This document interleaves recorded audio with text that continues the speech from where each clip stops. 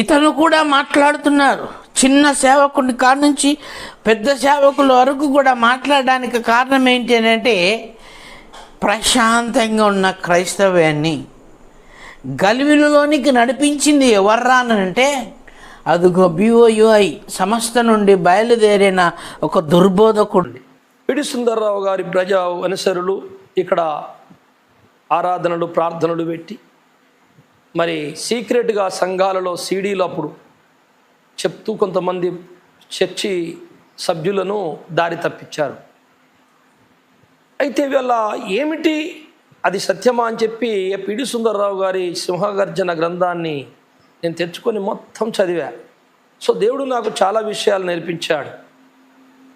ఈ అబద్ధ బోధ మొత్తం అని అసలు విషయం ఏంటంటే, అతని బోధంతా సారాంశం అంతా ఏంటంటే, క్రీస్తు దేవుడు కాదు, తండ్రి అయిన దేవుడు ఒక్కడే దేవుడు అని నిరూపించటానికి మానవుల్లో జన్మ పాపం లేదని మొదలుపెట్టాడు.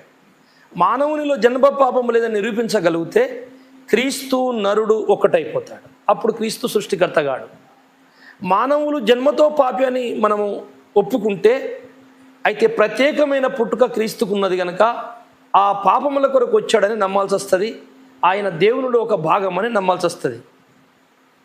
అందుకని జన్మ పాపము లేదు కనుక క్రీస్తు మనలాంటి వాడే, మనము క్రీస్తు సమానమే అని వాళ్ళు చెప్పారు. ఆ టైంలో నేను ఒక పత్రిక రాశాను.